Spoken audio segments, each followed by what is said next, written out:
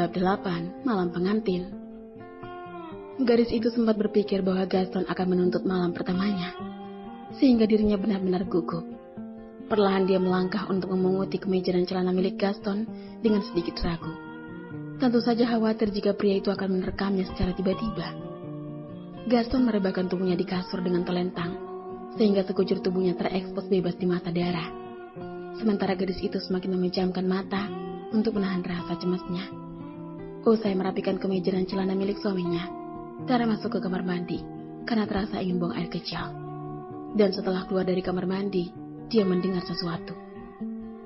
Astaga, dia mendengkur, gumam Dara dalam hati. Secepat itu, tanyanya lagi. Gadis itu menggelengkan kepala, namun juga merasa lega, karena berarti malam ini dia bisa tidur nyaman meski di sofa, karena dia pastikan majikan arogannya sudah tertidur pulas. Dara mengambil bantal yang berada di sebelah Gaston untuk dia bawa ke sofa. Tetapi ketika tangannya baru saja meraih benda empuk itu, tiba-tiba tangan Gaston menariknya. "Sayang, kemarilah," ucapnya dengan mata terpejam. Jantung Dara berdetak kencang. Ingin menolak tidak mungkin, tapi dia masih merasa sangat gugup. Apalagi ketika tubuhnya sudah benar-benar dekat dengan Gaston. Ujung hidung keduanya hampir saja bersentuhan, dan ketika kedua hidung itu benar-benar menempel, terdengar suara merdu dari bibir Gaston. Astaga, dia mengigau. Dara segera bangkit dan menjauhkan tubuhnya dari Gaston. Segera dia ambil bantal dan dia letakkan di sofa tempatnya beristirahat. Tak lupa juga Dara ambil selimut untuk menutup tubuhnya. Kini sepasang pengantin itu tengah tidur pulas di tempat yang berbeda. Tak ada percintaan dan cumbu rayu di malam pengantin. Dan terlewati tanpa pertengkaran itu saja sudah begitu Dara syukuri. Namun sebelum menjamkan mata, dia sempat berpikir dan bertanya-tanya.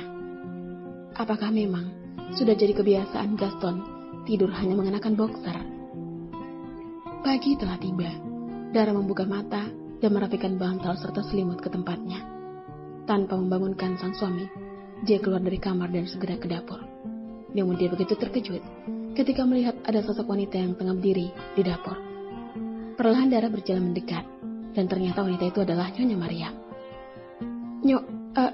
Mama, kenapa sudah bangun? Kamu juga kenapa sudah bangun? Tanya Nyonya Mariam juga. Ya, saya kan terbiasa bangun jam segini, Mah. Dara, semalam adalah malam pengantin kamu. Tapi mengapa pagi ini rambutmu kering?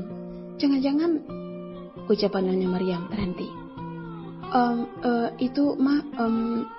Dara gelagapan untuk menjawabnya.